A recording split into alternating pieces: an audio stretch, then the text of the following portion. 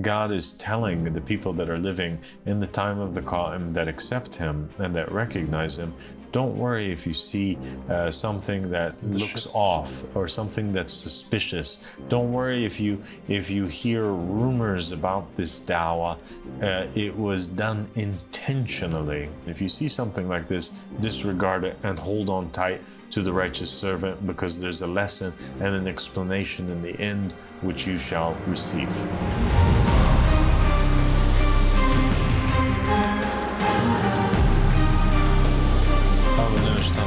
بسم الله الرحمن الرحيم اللهم صل على محمد وآل محمد الإمام المهدي وسلم تسليما. السلام عليكم ورحمة الله وبركاته. My dear brother Mahmoud Lish. وعليكم السلام ورحمة الله وبركاته. It's not just good to be with you here today, but it's all the goodness to listen and hear and drink from your divine pure knowledge. God bless you, Mahmoud. And thank you for joining me here today, and the honor is mine. Yeah, it's a great chance for me. So, Mahmoud, today we want to talk about a very important topic, and that is the relationship that Surah Al Kahf in particular has with the Qaim, okay, and the end times. And we know that in the end times, as narrated in the hadiths of Muhammad and the family of Muhammad, we have different characters that appear. Some are good and some are bad. From the good characters that appear are the Qaim, the Mahdi, Imam Mahdi, the Yamani, the Nafs Zakiyah. And we have from the evil characters that appear during this time is the Sufyani, Iblis, and also the DAJJal, right? The Antichrist. And we have narrations actually from the Prophet Muhammad sallallahu alaihi wasallam that state that whoever reads Surah Al Kahf on a Friday, what happens? He's protected from the fitna of the Dajjal. Exactly. He's protected from the fitna of the Dajjal. So there must be information, there must be knowledge, there must be something in regards to Surah Al Kahf that would make people be safe from the fitna of the Dajjal. And at the same time, you have other narrations from Muhammad and the family of Muhammad that say that the Kahf, Surah Al Kahf, has a very strong relationship with the Qaim and his companions. Now, Surah Al Kahf, it's the 18th surah in the Quran, and in it are several different stories. But the three most famous stories that are listed in Surah Al Kahf is the surah, the story by which the surah itself is named after. Al-Kahf means the cave. And this is a reference to the story of the seven sleepers. The seven sleepers are well-known saints in Catholicism. And so Catholic Christianity considers them to be holy individual, and they are seven in number. And in Islam, they are mentioned, and their story is mentioned in Surah Al Kahf, and actually the surah itself, one surah out of the whole 114 surahs in the Quran, is named after these seven sleepers. And for that reason, there's an extra emphasis and importance that's placed on them. The second story that is of significance and importance in Surah Al Kahf is the story of Moses and the righteous servant. And we're going to get to that after the story of the seven sleepers.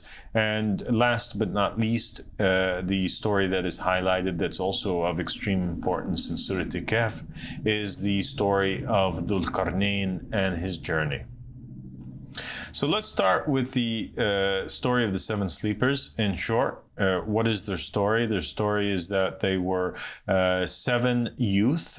Some narrations state that they were noblemen, and I'm talking now from Islamic sources as well as Christian sources. And they used to work in government positions, high government positions. They had access to the emperor, the Roman emperor, and it was during a time after the crucifixion. And after the passing of Jesus Christ, and it was before the time of the coming of the Prophet Muhammad sallallahu alaihi wasallam, and so they were caught. Also, it was also a time that was before the adoption of Christianity as the official religion of the Roman Empire. And so we're dealing with the successors of Nero. They're still in power. They had destroyed the temple in Jerusalem. They hate Christians. There was a time where they were doing vicious things to anybody whom they found out to be Christian. Christianity was spreading throughout the Roman Empire, and people were beginning to abandon the gods of the Romans and the Greeks, the worship of Jupiter, the worship of Zeus and Mars and other false deities and false religions. And they were moving towards belief in monotheism and accepting Jesus as their Messiah. And so these guys they were repelled and disgusted by the actions of the emperor and his soldiers. The tyrant of that time was taking Christians, and he was basically stripping them of all their belongings. They were raping their women. They were killing them unless they would go back off their faith. And the Christian martyrs during that time, they had such extreme faith in Jesus Christ that they would refuse. They would choose death always instead of being apostates and going back on the faith. So they had various methods of torturing these Christians. Some of them they would bring these large pots of oil, and they would burn it, basically heat it up until it became boiling, and then they would tie the Christians to some sort of pole, and they would drop them down into the burning, slowly make them come down into the burning oil, and pull them back up again, and it would just be a skeleton. All their flesh would have melted off, and their bones, fell apart in the burning oil. Nero was famous for turning the Christians into human candles and basically, impaling them and hanging them on the sides of the streets in Rome, and lighting them with gas in order that they light up the streets. Yeah, they become street lights. And so it was a horrific time to be living in.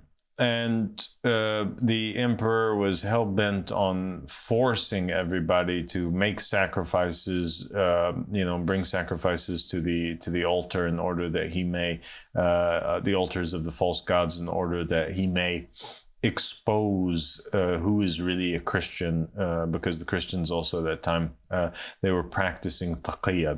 They were hiding their faith unless they were basically found out, in order that they may reach more and more people and propagate the faith, and in order that they don't get killed. And so that was the time period that they were living in. That was the scene. That was the location. And and when I talk about the Roman Empire, I'm not just talking in Europe. I'm talking also in Turkey and the Middle East. They were occupying the entire region. And it's been a great mystery, which people haven't been able to confirm for sure where is the exact location that the seven sleepers lived in, and where is the location of the cave itself. Some people say Turkey, other people say Jordan, but it's still it hasn't been revealed by the Mahdi alayhi salam. And so they decide that they want to escape working for this evil emperor. And they are hiding their belief as Christians. And so they decide one day, they take their dog and they retreat, and they go to the cave. They find this cave and they hide there. And they hide there because they don't want to be in a society that worships other than Allah subhanahu wa ta'ala. They only believed in obeying the representative of God. They believed in the supremacy of God. And they didn't want to, be serving the tyrant. So they disbelieved in the tyrant. They believed in Allah subhanahu wa ta'ala. And because the society was following the man-made laws from the devil, which was the laws of the tyrant oppressor who is oppressing the people of God, they decided that they're going to go and retreat to this cave so they can hide away from from the oppression that they're undergoing and from serving this guy. They didn't know what it is that they were going to do, but they knew that they would never go back. And they were led by, the group they had a leader, his name was Maximilianus, and they basically felt tired in the cave after retreating to it, and they end up falling asleep. And for them, it felt like they were only falling asleep for a night, but in reality, they fell asleep for many, many, many, many, many years.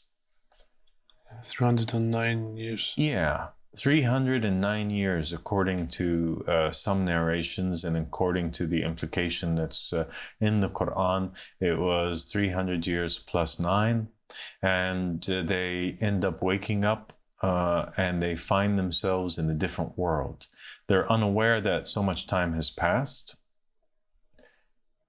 but they feel hungry, but they look the same. They haven't aged. Their hair hasn't grown longer. It hasn't grown white. They look at each other. They see themselves the same, preserved in the same condition as it was the day that they went into the cave. And so they walk out of the cave, they look around, but they're scared because they don't want the tyrant, who they think is still alive, and his armies to find them. And so they nominate one of the youth, and he was the guy who was in charge of the Beit al-Mal, the house of funds. He was the one that kept the hold of the money that the group owned, Yamlicha. And Yamlicha ends up going down to the city disguised. He wraps like a shawl over his head, and he kind of goes down into the city, him and Maximilianus, in order to check out and see if they're but it was over 2 stages actually. But long story short, Yamlicha, he goes into town to buy some things. The people don't accept his money that he has. They say this is an old currency. It's not even in use now. He says, "What are you talking about?" The people over there tell him that basically you're living in this year. He's freaking out. He starts asking about, what are you talking about? How is this possible? What about this emperor? What about that person? He realizes that they've been transported, to a different world. They've been transported to the future, many, many years after the day that they went into the cave, and everybody that he knows has now passed from the world with the exception of his companions. He rushes back to the cave, and he informs the companions, the 7 sleepers. At the same time, all of the people in the city, they start talking about this man that appeared with this old currency, and that was claiming that they were living in a different age, and all of this, and word spreads until it gets to the king. And the king who is there is a Christian king. He's a righteous king who is appointed by God, and he takes the whole city, and they go to the cave of the seven sleepers, where they meet them over there. And they all celebrate it as a great miracle that these men, because of their faith in Allah subhanahu wa ta'ala, and because they retreated from society, and because they took the cave as a shelter, and because they had faith that God does not misguide those who are sincerely looking for Him, and because they believed in Jesus Christ, God protected them from death and sent them forward, 309 years later. And after all of the city honors them and they witness them as a miracle, and they all hear their testimony, they're offered, a place in the city and to please come down. And the seven sleepers decide that, no, they want to go back into their cave, and that's what they do. They go back in the cave, and this time they pass away. They lay back down to fall asleep, but this time they pass away. And then the king, he basically shuts the cave and preserves it, and it becomes like a tomb for them, but at the same time a great miracle. And the relationship that it has with the Qaim and its companions, and why it is a protection from the fitna of the Antichrist, is because obviously that which is taking place in the time of the Antichrist, in the time of the Mahdi, in terms of the political atmosphere and that which is going on in the world, parallels exactly what was taking place back in the day. In the time of the seven sleepers. The people were rejecting the proofs of Allah subhanahu wa ta'ala. They were appointing their own ruler. They were living, being ruled by tyrants. And in this day and age, the entire planet is living and being ruled by tyrants and suffering from their decisions, while those who are appointed from Allah subhanahu wa ta'ala are oppressed. The similitude of the cave in Surah Al Kahf, it is talking about that cave which the seven sleepers went into, but it also has a hidden meaning. And the cave's hidden meaning is the Qaim. The Qaim is the cave, and the seven sleepers are the companions of the cave, meaning they're the companions of the Qaim. And even there's a little bit of a wink or nod to this notion in the narrations, where it states that some of the companions of the Qaim whom are resurrected and return in the time of the Qaim are these seven sleepers. When the Qaim in one narration appears, he appears with him, and he has with him the seven sleepers. And so the Qaim is the cave. It's an allegory for him, and the sleepers are the companions of the cave. When the companions of the cave, the Ansar of the Qaim, retreat and go away from society in order that they may take the Qaim and his da'wah as a shelter, the supremacy of Allah subhanahu wa ta'ala, and declare themselves innocent from the tyrants that are existing in society today, what happens? The Quran says that God spreads for them from His mercy, and they obtain the knowledge and the favor of God by taking refuge and shelter with the Qaim. Exactly. And what does it say in English that the happens to them when they take shelter with the cave? God sustains your matter and guides you on your way. And prepares you. Exactly. So that's what happens. In the time of the Qaim, the companions, they retreat from society, they meet up with the Qaim, they make hijrah to him, they abandon, declare themselves innocent, and they take him as a refuge, and God sustains them, and God prepares them for what is to come. What is to come?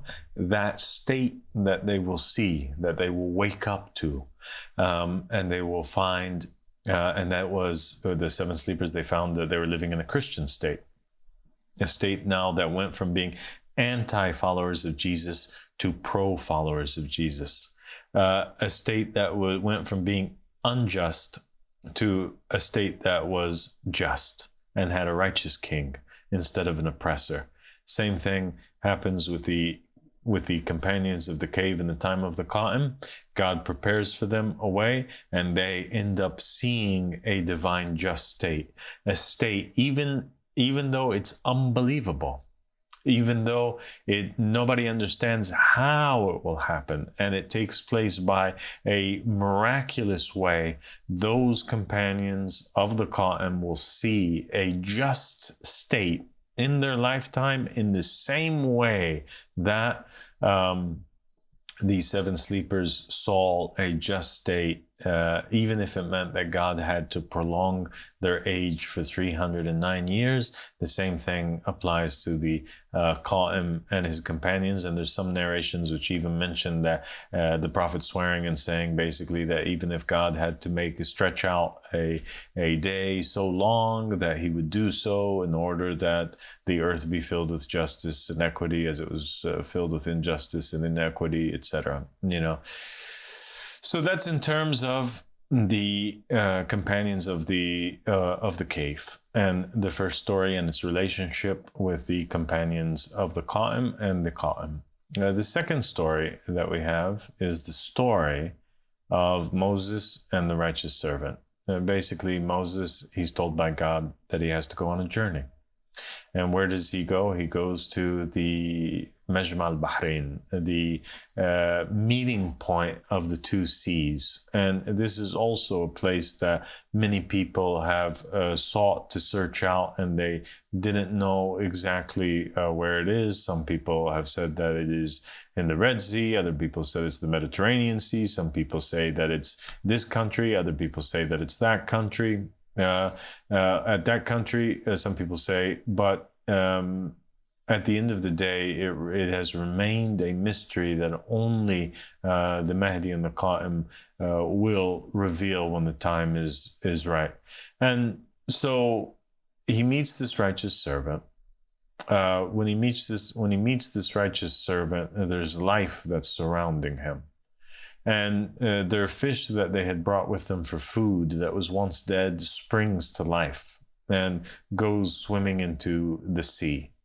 And this righteous servant, who's a source of life, and everybody who's around him is filled with life, begins to teach Moses several important lessons, 3 in total. And basically, Moses is tested at the very beginning with this righteous servant by being patient and not disbelieving and not disobeying. The righteous servant emphasizes to Moses that in order to accompany him and learn from him, he has to be patient and to not object to anything that he sees. Okay? So it's patience, patience, patience, and then submission. This is the message of the righteous servant to Moses. And Moses promises that he's going to do so. And they go on their journey. And at the first point, they reach these poor people who are in a ship. And they ask the poor people that have the ship for a ride. And they welcome them on the ship. And the ship begins to sail at sea. And once the ship takes off, Moses looks down and he finds that the righteous servant begins to basically put a hole in the ship. He begins to damage it. And Moses immediately objects. He says, "What are you doing? These people were extremely nice to us. Is this how you repay good doers? How could you do this? Are you trying to sink the ship with its people? Are you trying to destroy them?" Yeah. Now pay attention to that. What were you going to say? Yeah, if anybody in that situation, they will have the same reaction if they don't know except the apparent. Moses was judging by the apparent that these are nice people, and why is he harming them? Because he thinks he knows more than the righteous servant. That's why he said what he said. Exactly. Yeah. And that's what he was tested in, with submission. And part of submission is to have faith, more faith in the messenger or the representative of God than your own self. Part of taslim is that you trust the Imam's eyes more than you trust your own eyes. You trust his mind more than you trust your own. You let him think for you, and you let him see for you, and you let him hear for you. You're trusting the messenger's senses more than you're trusting your own. And so the righteous servant continues on the journey after that. He tells him, look, Moses, you've already objected. Did I not tell you that you're not going to be able to handle it? And Moses repents. He says, I'm not going to do it again. And then they continue their journey. And they get to a second point where they see a child and he's playing.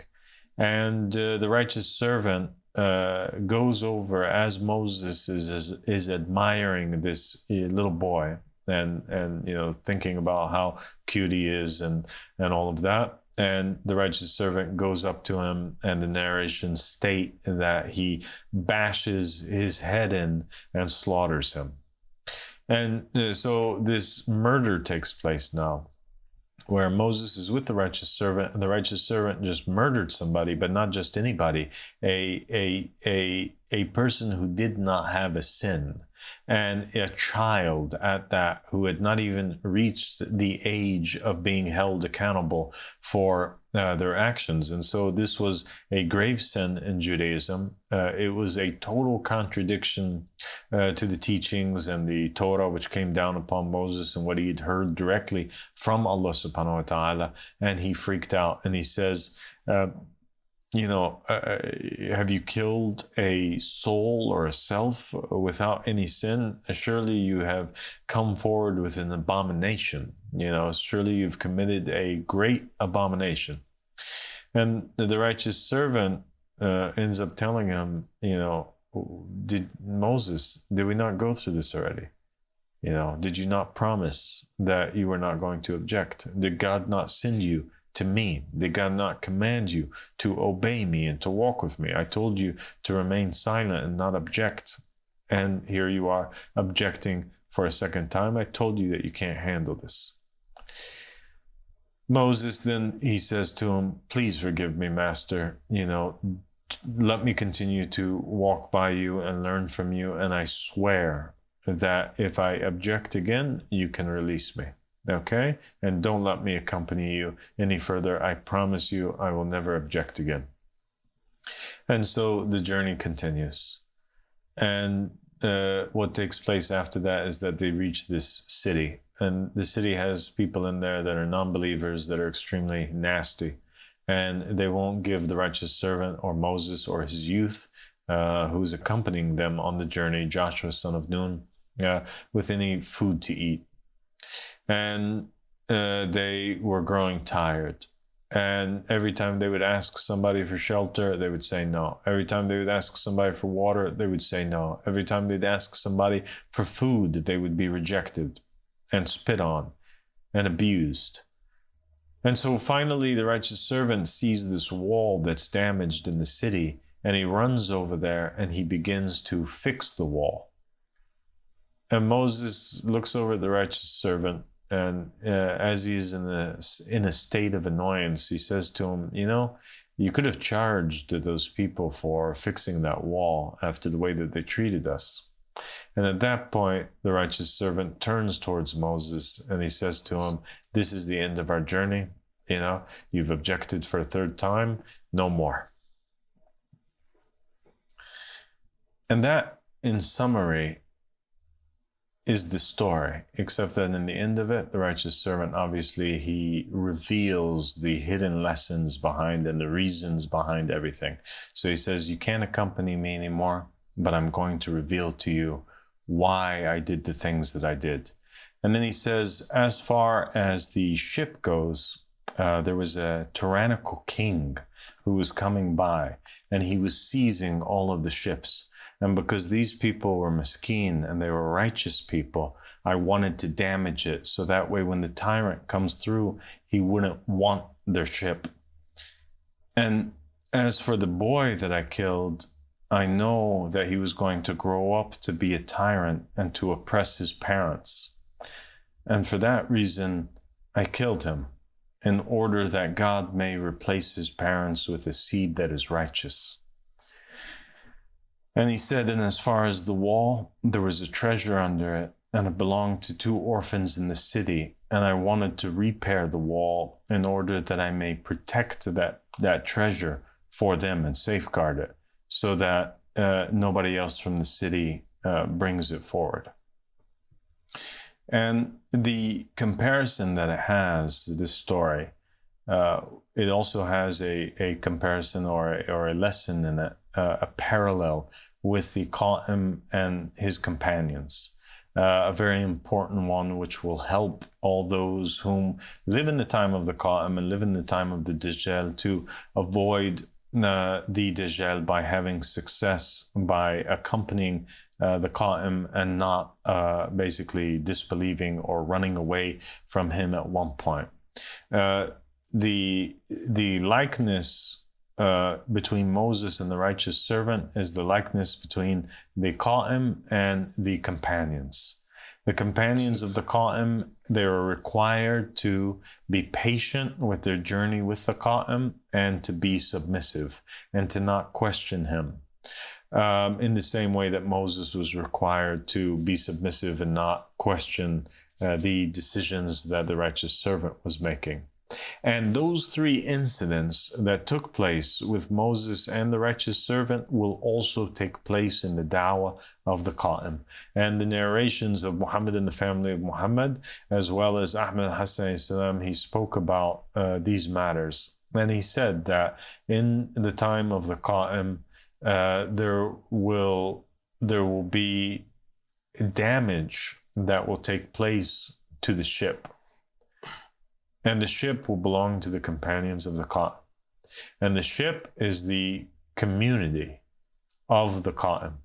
The community of the Qaim, or the companions of the Qaim, the da'wah of the companions of the Qaim will be damaged. So in the apparent, those tyrants who are looking from the outside, and even the people on the ship, will see that there's something wrong with this da'wah, or they will think that there's something wrong with this da'wah. But in reality, the thing that was, there's nothing wrong with the da'wah, but it was just damaged intentionally by the Qaim in order to protect it from tyrants recognizing that this is the true Qaim and the true da'wah of the Qaim. So he ruins the reputation of the da'wah, or he does something to make people think we don't have anything to worry about in terms of this da'wah. It's a false da'wah. Yeah. Do you understand? Yeah. And all of that is done to preserve the lives of the Qaim and the companions and to allow the religion to propagate. So it's as if God is telling the people that are living in the time of the Qaim that accept him and that recognize him, don't worry if you see something that looks off or something that's suspicious. Don't worry if you hear rumors about this da'wah. It was done intentionally. Perhaps it was companions of the Qaim that were ordered to do so, or the Qaim reveals and pushes people to reveal their true selves in order that they may come out. God causes them to do something that will damage the da'wah and its reputation. If you see something like this, disregard it and hold on tight to the righteous servant, because there's a lesson and an explanation in the end which you shall receive. The second story, Imam Ahmad Hassan salam and the Ahl Bayt alayhim salam also said will take place with the Qaim. The Qaim, the righteous servant, kills a boy who has no sin, and the narrations of the Ahl Bayt stated that the Qaim will be with his companions, and there will be a man who is standing above the Qaim, at the head of the Qaim. He's perceived to be perhaps a boss of the Qaim, and he's commanding the people and commanding the people left and right ahead of the Qaim. And then the narration states that the Qaim says to turn that man around. Yeah. And then when he's turned around, he's killed for no sin that is known to the people. If that happens, then don't disbelieve in the Qaim. If there are people that are in the da'wah that the Qaim ends up having a confrontation with, or he ends up excommunicating, or he ends up banishing, or ends up discrediting, no matter what happens, hold on to the Qaim. The narration states that this person who is at the head of the Qaim, and that is giving people orders left and right ahead of the Qaim, that when the Qaim kills him, nothing remains between the East and the West except that they fear the Qaim. So that means that this individual who was killed by the Qaim, according to the narration, regardless of what the true meaning of killing is, this person who was killed by the Qaim, he is perceived as being somebody extremely important, somebody who is not normal, somebody whom the companions would have never expected that the Qaim in a million years, they would have never expected that he fight against him. SubhanAllah, this hadith, that the narration that says that the Qaim will rule by the rule of David, means he will give judgment without needing a proof or evidence why he did so. Exactly. He rules by the Holy Spirit. And so he judges his companions by the disbelief that he knows that they will commit, and what he knows is in their hearts rather than something that they had committed.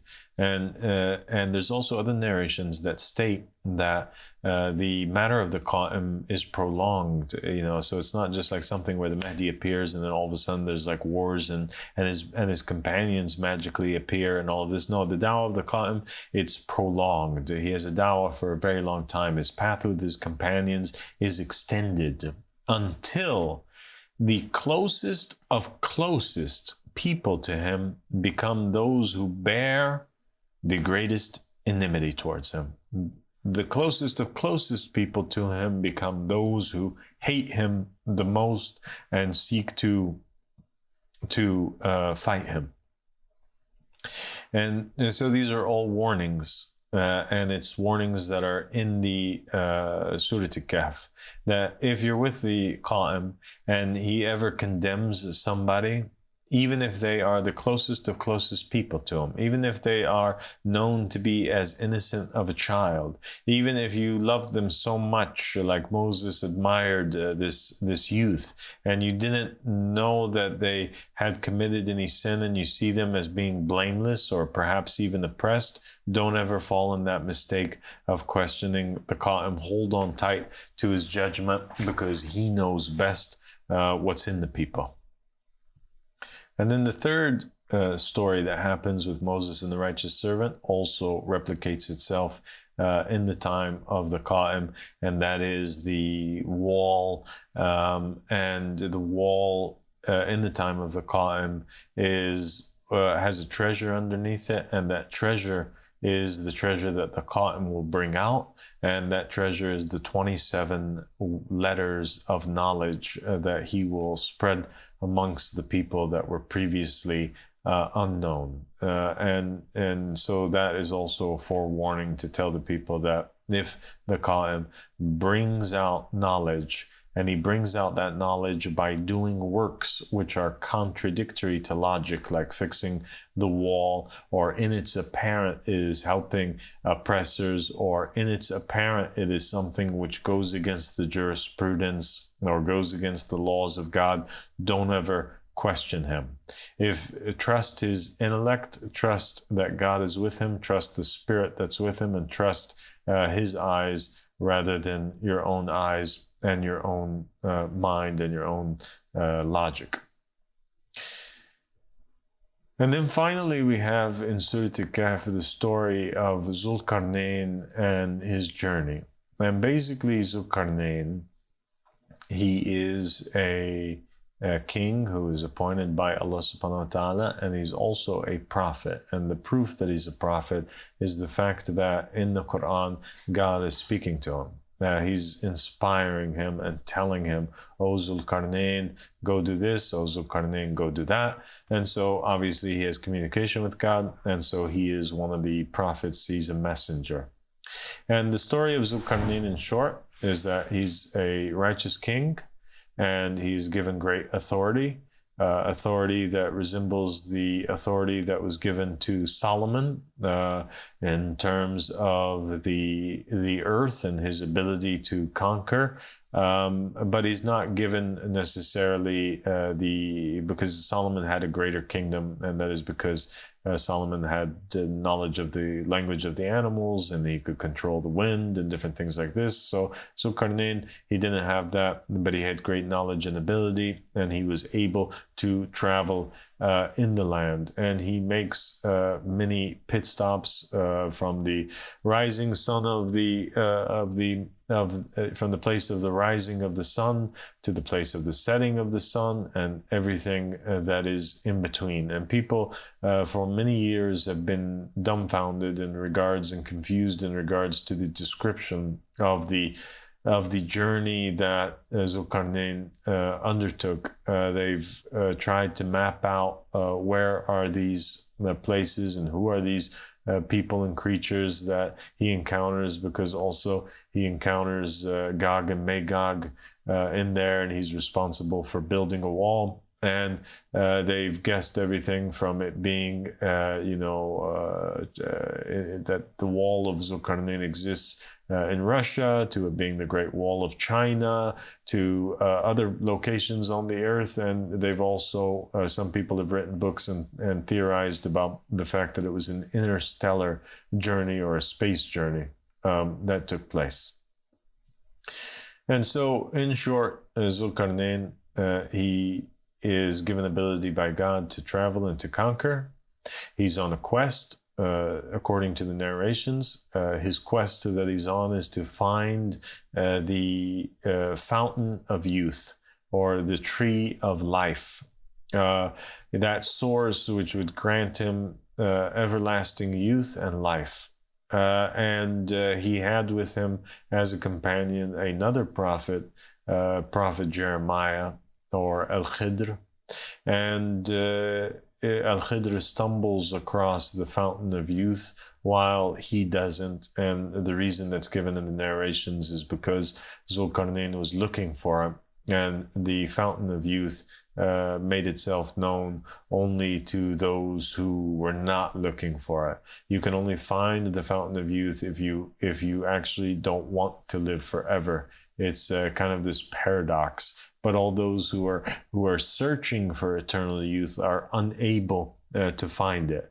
And so if you want to die and you want to meet God, God might make you stumble across the fountain of youth. But if you are actually greedy and want to remain in the earth forever, then you will never be shown where the fountain of youth is. It's an impossibility to find it. And so Al-Khidr stumbles across it. He drinks from it unknowingly. He didn't even know it was the fountain of youth. He just thought it was water. He drinks from it, and he ends up, basically after that point, giving life to everything that's around him, earning the nickname Al-Khidr because of that, the green man, and also, staying alive for a very long time period. And the person that drinks from the fountain of youth, basically, they stay alive until they will to die themselves, and then they can die.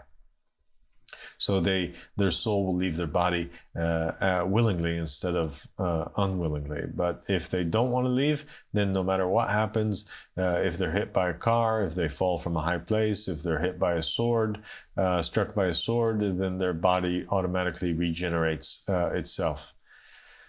And so basically Dhul-Qarnain, he travels, and during his traveling, he encounters different people. And some people that can barely speak a word, and there's other people that are seeking his help in certain things to, they say that Gog and Magog are terrorizing them, and to build between us and them a wall to protect us.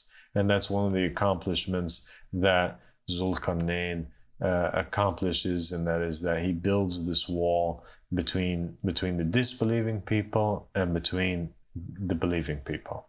The people that believed in Dhul-Qarnain and the people that rejected and disbelieved in Dhul-Qarnain. And so the similitude and the comparison that can be drawn here and is drawn by the family of Muhammad in regards to the story of Dhul-Qarnain and the Qaim of the family of Muhammad is that he is given that which Dhul-Qarnain was given. Dhul-Qarnain is given ability in the land, the Qaim is given ability in the land. Dhul-Qarnain is inspired by God, the Qaim is inspired by God. Dhul-Qarnain builds a wall that separates between the disbelieving people and the believing people. The Qaim also builds a divine just state and establishes a da'wah that separates between the people of God that believe in the supremacy of God and all those who believe in the supremacy of man. And this wall is erected and it separates between all those who are like Gog and Magog and those who are from the people of God. God also grants Dhul-Qarnain absolute authority. He tells him at one point when he encounters the people, God tells him, as for these people, you are free to do whatever you want with them. If you want to basically punish them, then punish them. And if you want to do good to them, then do good to them. It's up to you. The matter is in your hands.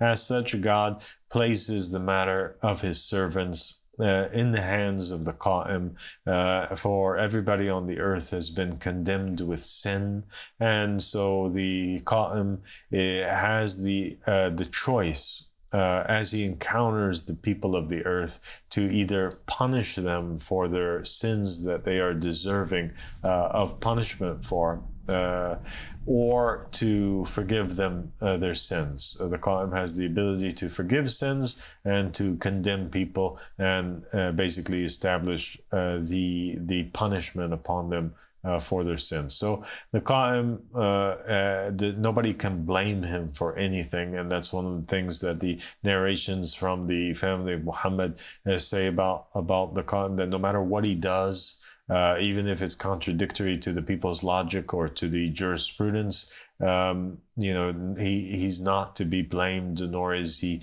condemned by anybody on the earth. And so the story of Surah Al Kahf, the stories in Surah Al Kahf are extremely important for all those who seek to prepare themselves for the path and the journey, towards the Qaim of the family of Muhammad, and for all those who seek to be a part of God's people that are protected behind the walls of Dhul-Qarnain against the enemies from Gog and Magog, for all those who seek to draw and see the divine just state and take the cave as a shelter. The stories that are in the Surah Al Kahf will serve as a reminder.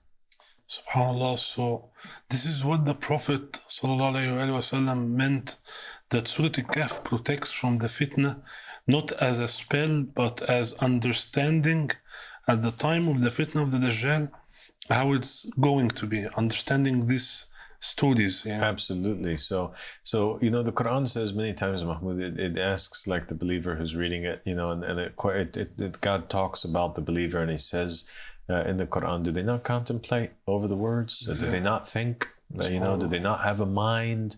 And do they not understand? And so what's required of a person in regards to the Quran is that as they're reading the words, that they understand them. That is where the power of the Quran lies. The Quran is of no benefit if a person is reciting it and repeating letters and phrases and words without him being consciously aware of its meaning. And it's the meaning that has all of the importance. And so reading Surah Al Kahf on a Friday, like some people do, and they're not even consciously aware of what it is that they're reading, and they don't think about it, serves as no protection whatsoever. It actually might end up being a curse on them, because then they'll go to Allah subhanahu wa ta'ala having been deceived by the Dajjal and being a follower of the Dajjal or the Antichrist.